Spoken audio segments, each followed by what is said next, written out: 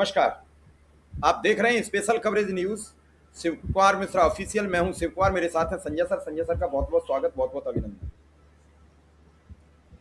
दरअसल राहुल गांधी बीजेपी पर अनायास नाराज नहीं है और बीजेपी ये फोर्जरी कहा जाए या चुनावी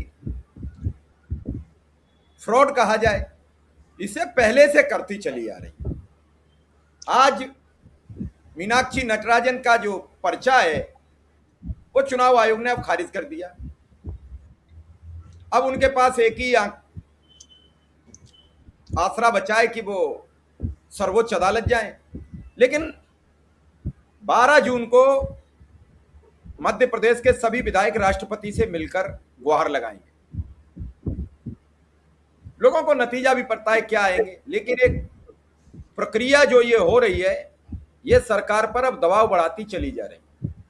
कल जो हुआ मध्य प्रदेश से लेके और दिल्ली तक चुनाव आयुक्त के समक्ष, ये कल पूरे देश ने देखा कि अब चुनाव आयोग मनमानी पर उतर आया है। अभी तक ऐसा नहीं हो पा रहा था।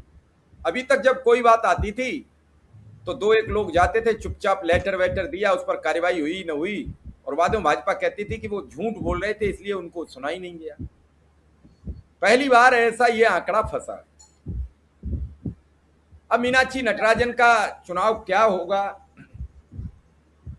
क्या नहीं होगा, और आज भी दो जगह ये शिकायत हुई। एक जगह निस्तारित हो गई, उन्हें टाइम दिया गया, और एक जगह निस्तारित हो गई, उनका पर्चा निरस्त। लेकिन जो मध्य प्रदेश की एक लोकसभा सांसद के साथ हुआ कि उनका जाति प्रमाण पत्र पहले ही चुनाव में फर्जी साबित हो गया और उसके बाद वो 2 कार्यकाल काट गई, ऐसा अजीबोगरीब आपको केस नहीं पता मिलेगा सुनने। क्या है संजय सर पूरा मामला, और क्या है नटराजन का पर्चा खारिजी का मामला? दोनों मने बहुत ही चिंताजनक है। और कहा जा सकता है मोटा मोटी कि बीजेपी पहले तो छोटी मोटी थोड़ी बहुत इधर उधर की जो कुछ हो जाता था वो कर लेती थी, और वो भी लोगों को पता था, लेकिन वो जरा इतना खुला और इतना बेशर्म नहीं होता था जितना अब हो रहा है। और पहले के जो उदाहरण है कई हैं, मतलब वोटर लिस्ट में नाम कटवाने से लेकर के चुनाव चोरी, वोट चोरी तक के सब मामले हैं। लेकिन अब जो है ज्यादा हो गया है, खुलेआम हो गया है। या आप कह सकते हैं कि पहले वोट चोरी होती थी, अब सीट चोरी भी हो रही है। लेकिन राहुल गांधी ने जब सीट चोरी का मामला कहा तो मुझे याद आया कि अभी तो राज्यसभा का मामला है, मुझे लोकसभा का एक मामला याद था, ये मध्य प्रदेश वाला, मैंने उसको चेक किया तो वो वैसा ही है। तो वो तो अपनी जगह है, लेकिन मोटा मोटी जो हालात लग रहे हैं, जो बीजेपी की जो रणनीति लग रही है, या बीजेपी जैसे फंस गई है और प्रधानमंत्री जैसे नेहरू का कार्यकाल पार करके खुश हो रहे हैं, प्रधानमंत्री ही नहीं उनकी पार्टी के सब लोग, उससे लगता है कि शायद इन लोगों की कोशिश ये है कि किसी तरह सांसद खरीद के भी सही किसी तरह बहुमत इतना हो जाए कि आगे जीतने की व्यवस्था होती रहे, और आगे जीतने की व्यवस्था में वो परिसीमन और महिला आरक्षण वगैरह जो बीजेपी की योजना है जो पीछे नहीं हो पाया था, उन सबों की कोशिश चल रही है। तो राज्यसभा में भी बहुमत चाहिए, लोकसभा में भी बहुमत चाहिए। लोकसभा में टीएमसी के सांसद खरीदे जा रहे हैं, राज्यसभा में पहले आम आदमी पार्टी के खरीदे गए थे, और अब जो है ये जीतने की व्यवस्था की गई है। मतलब झारखंड में आपने बताया ही जैसा कि वहां भी नामांकन में कुछ गलतियां पाई गई या उसकी शिकायत थी, वहां कांग्रेस वालों ने शिकायत की, या बीजेपी के समर्थित हैं, तो वहां उनको समय दे दिया गया सुधारने के लिए, उन्होंने सुधार लिया। ऐसा ही कहा जा रहा है, यही खबरें आ रही है। और इनके केस में है कि इनका जो मामला कांग्रेस वाले कह रहे हैं कि वहां लिखने लायक नहीं था, लिखने की जरूरत नहीं है, वैसा मामला नहीं था, इसलिए उन्होंने नहीं लिखा, लेकिन इस पर वो खारिज कर दिया गया।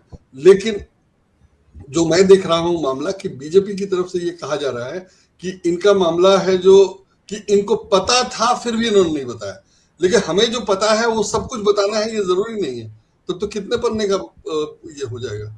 तो नियम होगा कि क्या बताना है क्या नहीं बताना है। सब कुछ बताने हैं का मतलब ये थोड़ी है कि आप सब कुछ बताएंगे। तो जाहिर है कि कांग्रेस के लोग जो कह रहे हैं कि इसको बताने वाले केस में नहीं है, एफआईआर नहीं है वगैरह वगैरह, जो इन लोगों ने बताया।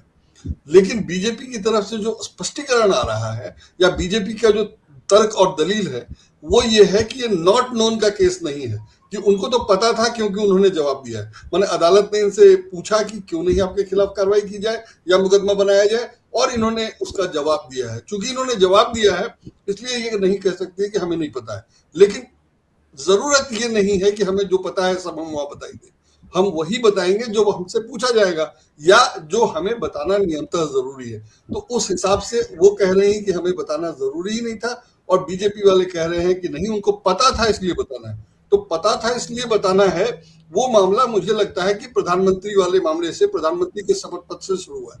प्रधानमंत्री के शपथ पत्र में पत्नी से संबंधित जितना मामला, माने वहां अंग्रेजी में स्पाउस लिखा जाता है, महिला के मामले में पुरुष और पति, और पुरुष के मामले में पत्नी, तो यहाँ स्पाउस लिखा हुआ है। तो प्रधानमंत्री की पत्नी के मामले में जो उनको विवरण देना था उसमें हर जगह लिखा हुआ है नॉट नोन, माने मालूम नहीं है, पता नहीं है। तो अगर पता नहीं है अलाउड है तो इनको पता होते हुए इन्होंने नहीं लिखा, तो दिक्कत क्या है? या ये कह रहे हैं कि नहीं इनको पता था इसलिए इनको लिखना चाहिए था, और प्रधानमंत्री को तो पता नहीं है क्योंकि उनकी पत्नी है, तो क्या हुआ, वो साथ नहीं रहते इसलिए उनको पता नहीं है इसलिए वो चलेगा। तो ऐसा नहीं हो सकता है कि नियम की व्याख्या अलग अलग हो और अलग अलग मामले में अलग अलग तरह से की जाए वगैरह वगैरह।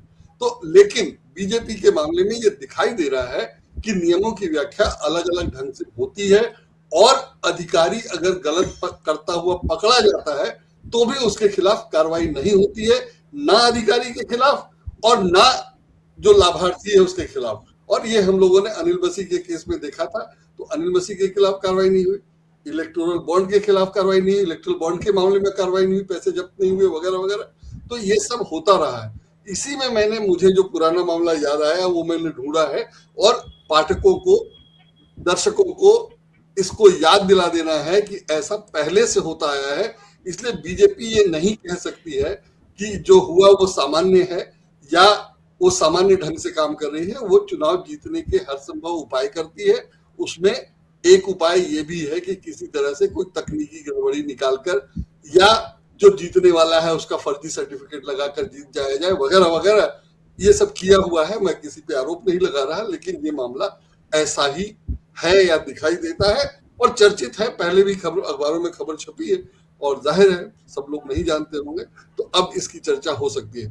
तो मामला ऐसा है कि मध्य प्रदेश के बैतूल की पूर्व सांसद ज्योति धुर्वे के जाति प्रमाण पत्र को लेकर विवाद चलता रहा और उन्होंने सांसद के रूप में 2 कार्यकाल पूरे कर लिए। पहली बार वे 2009 में चुनी गई थी और उनके जाति प्रमाण पत्र के खिलाफ पहली औपचारिक शिकायत 30 मई 2009 को बैतूल के अधिवक्ता शंकर पेंद्रम ने की थी। उन्होंने मांग की थी कि भाजपा प्रत्याशी ज्योति धुर्वे, माने प्रत्याशी मतलब चुनाव के पहले की बात है, का नामांकन रद्द किया जाए क्योंकि उनके द्वारा प्रस्तुत गोंड जनजाति, जो अनुसूचित जनजाति कहता है, का प्रमाण पत्र तथ्यों पर आधारित नहीं है। उपलब्ध तथ्यों के आधार पर कहा जा सकता है कि जाति प्रमाण पत्र के मामले में उनके सांसद रहते हुए अंतिम कानूनी निष्कर्ष नहीं निकला। दिलचस्प यह है कि उन्होंने एक नहीं 2 कार्यकाल पूरा कर लिया। मतलब 2009 में तो उन्होंने कांग्रेस के ओझाराम इवने को हराया था। जाति प्रमाण पत्र से संबंधित पहली शिकायत 2009 में ही हुई थी। लोकसभा चुनाव के दौरान उनके पहली बार सांसद चुने जाने से पहले की गई थी। बाद में इसी शिकायत के आधार पर जांच शुरू हुई। SC/ST कल्याण विभाग के DSP स्तर पर जांच हुई और कई वर्षों के बाद राज्य स्तरीय जांच समिति ने 2017 में प्रमाण पत्र 2009 में शिकायत हुई थी और 5 साल के लिए चुनी गई। 2014 में उनका कार्यकाल खत्म हो गया, फिर दोबारा वो चुनी गई और 2017 में प्रमाण पत्र निरस्त करने का निर्णय दिया। इससे पहले 2014 में लोकसभा चुनाव में ज्योति धुर्वे ने कांग्रेस के अजय शाह मकरोई को 3,28,614 वोटों से हराया। मतलब प्रमाण पत्र फर्जी होने का मामला है और वोट का अंतर भी कम नहीं है। बैतूल लोकसभा से हालांकि इसीलिए बीजेपी ने टिकट दिया होगा क्योंकि वो जीत सकती थी या जीतने की संभावना थी। बैतूल लोकसभा सीट अनुसूचित जनजाति के लिए आरक्षित है। ज्योति धुर्वे ने स्वयं को गोंड जनजाति का बताते हुए चुनाव लड़ा था। उनके चुनाव के बाद 2009 में ही शिकायत की गई थी कि उनका ST प्रमाण पत्र सही नहीं है। शिकायतकर्ता का कहना था कि उनके दस्तावेज गोंड जनजाति से संबंधित दावे को सिद्ध नहीं करते हैं। मध्य प्रदेश उच्च न्यायालय के निर्देश पर राज्य की उच्च स्तरीय जांच समिति ने जांच की। 2017 में समिति ने उनका जाति प्रमाण पत्र निरस्त करने का निर्णय लिया। समिति का निष्कर्ष था कि प्रस्तुत दस्तावेज मुख्यतः पति के रिश्तेदारों या मातृपक्ष से जुड़े थे, जबकि जाति का निर्धारण पितृवंश के आधार पर किया गया। इन्होंने इसको हाईकोर्ट में चुनौती दी और फिर मामला लटका रहा, और 2017 में प्रमाण पत्र रद्द होने के बाद वही मामला समाप्त नहीं हुआ, समीक्षा की प्रक्रिया चली। उस समय खबरें आई थी कि राज्य सरकार ने स्वयं अपने निर्णय की समीक्षा करने का फैसला किया। राज्य सरकार ने अपने निर्णय का फैसला किया। फरवरी 2019 में राज्य के जनजातीय कार्य विभाग की समीक्षा समिति ने भी मूल निर्णय को बरकरार रखा और प्रमाण पत्र निरस्त करने के आदेश को सही माना। साथ ही जिला प्रशासन को आगे की कार्रवाई के निर्देश दिए गए। इसके बाद बैतूल जिला प्रशासन ने उनका एसटी प्रमाण पत्र रद्द कर दिया और रिपोर्ट केंद्र सरकार संसदीय मामले के मंत्रालय को भेजे जाने की बात भी सामने आई। तो 2009 और 2014 में वो 2 बार सांसद रही। पूरा कार्यकाल उन्होंने 10 साल का पूरा किया और भाजपा ने 2019 में उनको टिकट नहीं दिया, तो 2019 के बाद वो सांसद नहीं है। हालांकि भाजपा ने 2019 में उनको दुर्गादास उइको को टिकट दिया, जो जीत गए बीजेपी की टिकट पे, और 2024 में भी दुर्गा दास उइके ही जीते। और ये सीट पहले से बीजेपी की चली आ रही है, बीजेपी ही जीतती रही है यहाँ से, लेकिन हर बार हारती यहाँ कांग्रेस है या 2 नंबर पे कांग्रेस रही है। तो कांग्रेस हारने के बाद फर्जी सर्टिफिकेट के मामले में 2009 से 2014 तक कोई कार्रवाई कर नहीं पाई, उसका सुना नहीं गया। जो कुछ भी मानिए, जो कुछ भी देखिए, तो मुझे लगता है कि कांग्रेस वाले लोग अगर हार जाते थे तो वो मान लेते थे कि हाँ वो हार गए और वो छोड़ देते थे, या जो जीत गया उसको जीता रहने देते थे। लेकिन बीजेपी जो है जीतने के लिए अलग अलग तरीके अपनाती है, जो कुछ भी संभव होता है वो सब करती है और किसी भी तरह जीतने के उपाय करती है। ये अब बढ़ता मैंने बंगाल का एसआईआर, बिहार का एसआईआर, मैंने एसआईआर ही पूरा नया है। पहले ईवीएम से जीतती थी, फिर एसआईआर से जीतने लगी, और वो सब करके अब लग रहा है कि किसी भी तरह से या जीतने वाले उम्मीदवार को अगर जरूरत पड़े कि जो उस जाति का नहीं है, किसी दूसरा वाला जीत सकता है, तो उसको भी गलत सर्टिफिकेट लगा के जिता दो। या अगर उसने गलत सर्टिफिकेट अपने निजी स्तर पे दिया, अपने स्तर पे दिया है और उसका सर्टिफिकेट गलत प्रमाण पत्र हो जाए, तो कानूनी तरीके से पैसे भी उलझाओ जा करके उसका काम चलाया जाए। मुझे नहीं लगता कि कांग्रेस में ऐसा कुछ होता है या गलत का साथ दिया जाता। पहले तो गलत करने के उदाहरण कम है और गलत का साथ देने के उदाहरण मुझे ध्यान नहीं आते हैं, बहुत कम है या नहीं के बराबर है। लेकिन बीजेपी में ये लगातार बढ़ रहा है और वोटर लिस्ट से नाम हटवा देने जैसी तुच्छ कार्रवाई से लेकर के और उम्मीदवार का नामांकन रद्द करवाने तक का काम चल रहा है। और कोई भी कहेगा या बिल्कुल साफ दिखाई दे रहा है कि वो नियम तो बिल्कुल स्पष्ट होना ही चाहिए कि नामांकन में आपको क्या बताना है क्या नहीं। और उसमें कांग्रेस जैसी पार्टी और उसके तमाम वकील वगैरह सब लोग लगे हुए हैं। गलत होता तो वो क्यों ये करते, और उनकी दलील में दम लग रहा है, जबकि दूसरी तरफ बीजेपी वाली दलील में दम नहीं लग रहा है। जो मैंने बताया कि वो कह रहे हैं उनको पता था इसलिए उनको बताना चाहिए था, तो मैं नहीं मानता या मुझे नहीं लगता कि ऐसा नियम है कि आपको जो कुछ पता है सब बताना है। तो जाहिर है कांग्रेस की दलील में दम लग रहा है, लेकिन कांग्रेस वाले सही होते हुए भी हार मान लेते रहे शायद या उनकी नहीं चलती रही है। मैं उसको हार मानने कह रहा हूँ, हो सकता है उनकी चलती ही नहीं हो, कोई सुनता ही नहीं हो। और जो अब दिखाई दे रहा है कि हर जगह सिस्टम में बीजेपी आरएसएस के लोग बैठे हुए हैं, तो वो सुनेंगे नहीं तो कोई क्या कर सकता है। और एक एक मामले में पार्टी के स्तर पे तो कुछ भी करना मुश्किल है, बाकी तो निजी स्तर पे पार्टी का मामला जैसा था। बंगाल में लगभग टक्कर था, अगर आप गुंडाई करते हैं तो उधर से भी गुंडाई होती थी, तो वो सब बहुत ज्यादा था। तो उससे कैसे निपटा गया हम लोग जानते हैं, देख रहे हैं। और अब पहले जो लोग तृणमूल की तरफ से गुंडाई करते थे वो बीजेपी की तरफ से गुंडाई कर रहे हैं, और वो सब हो रहा है, मारपीट वारपीट सब हो चुका, तो उसकी बात नहीं करते। लेकिन बीजेपी का मामला बहुत साफ सुथरा नहीं है और कुछ ना कुछ गड़बड़ है, ये रोज दिखता है और रोज लग रहा है कि बढ़ता जाता है। पहले लग रहा था कि वो ईवीएम से जीतती है और अब लग रहा है कि वो सीट भी चोरी कर दी। अभी 1-2 दिन पहले संबित पात्रा ने कांग्रेस पे आरोप लगाया था कि वो सभी संवैधानिक संस्थाओं की साख खराब कर रही है। यह आरोप प्रधानमंत्री ने भी लगाया है कि कांग्रेस सबका संवैधानिक संस्थाओं की साख खराब, चुनाव की साख खराब कर। लेकिन जब ईवीएम इंट्रोड्यूस हुआ था तो बीजेपी ही उसके खिलाफ थी। बीजेपी के लोगों ने किताब लिखा था, आडवाणी जी ने उसका फॉरवर्ड लिखा था, वगैरह वगैरह सब कुछ हुआ था। और जब वो सत्ता में आ गई तो ईवीएम सबसे अच्छा हो गया। और ईवीएम अच्छा ही नहीं हुए, चुनाव आयोग का बचाव भी बीजेपी के लोग खुलकर करते हैं। और चुनाव आयोग जो बीजेपी के पक्ष में काम कर रहा है वो देखते रहे हैं, और चुनाव आयोग ही क्यों सुप्रीम कोर्ट तक और अभी चर्चा है कि सुप्रीम कोर्ट में जो बीजेपी के पक्ष में मामले हुए या सरकार के पक्ष में जो मामले हुए, जो कॉकरोच कहा गया, पैरासाइट कहा गया, उसके बाद जो इतना माहौल गंभीर हुआ और ये लगने लगा कि सुप्रीम कोर्ट बीजेपी के पक्ष में है, तो अब खबर है कि ये देश के कानून मंत्री पहले, मौजूदा और पूर्व तमाम जजों को लेकर के विदेश गए हुए हैं, गर्मी की छुट्टी मनाने यूरोप गए हुए हैं, वहां लोग बैडमिंटन खेल रहे हैं, जिसका कोई मतलब नहीं है, बिल्कुल नहीं होना चाहिए। मतलब सरकार के लोग जजों के साथ खेलें, ठीक है, वो फ्रेंडली मैच है या जो कुछ भी है, लेकिन मंत्रियों को मंत्रियों के साथ, राजनीतिज्ञों के साथ खेलना चाहिए, जजों को जजों के साथ खेलना चाहिए।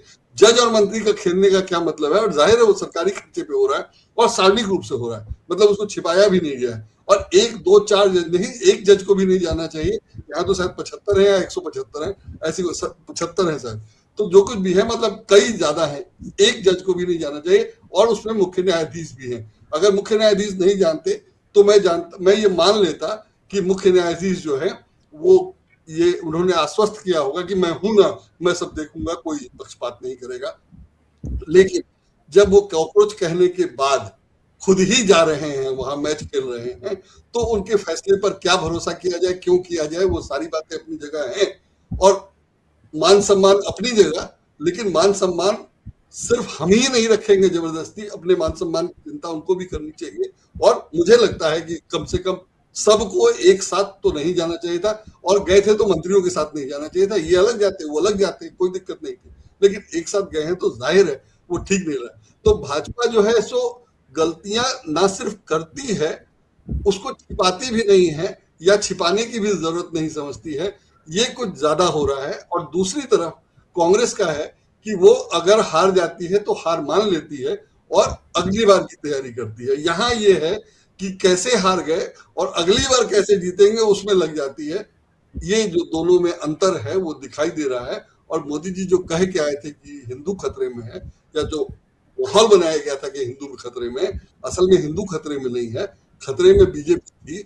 और वो हिंदुओं के साथ जो करना था वो अभी भी कर रहे हैं। और जरूरी नहीं है कि वो सिर्फ मुसलमानों के खिलाफ कर रहे हैं, अपने फायदे के लिए उनको मुसलमानों टारगेट नंबर 1 है, लेकिन टारगेट नंबर 2 में जो भी सामने आएगा उसको वो किसी को नहीं छोड़ेंगे। ये अलग बात है कि मोदी जी जब जहां जाते हैं तब उसी से अपना रिश्ता जोड़ लेते हैं, वगैरह वगैरह। तो बहुत खराब हालत है। और मुझे नहीं लगता है कि प्रधानमंत्री के स्तर पर इतना तुच्छ लेवल के काम होने चाहिए।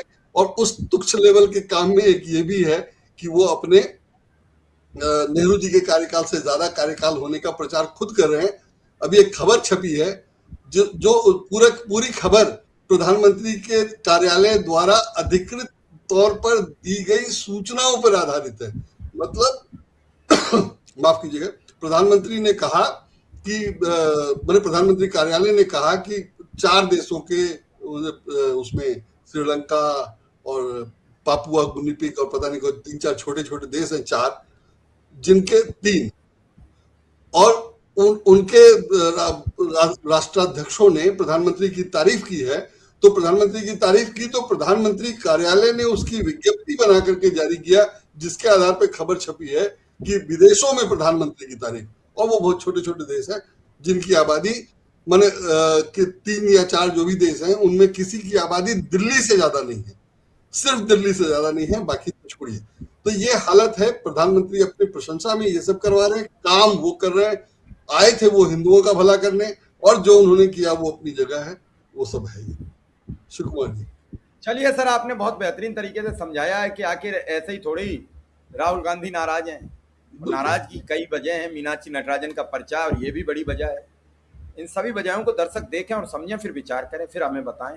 हमें कमेंट बॉक्स में इंतजार रहेगा आपके जवाब का। सर, आपने समय दिया इसके लिए बहुत बहुत आभार, बहुत बहुत धन्यवाद।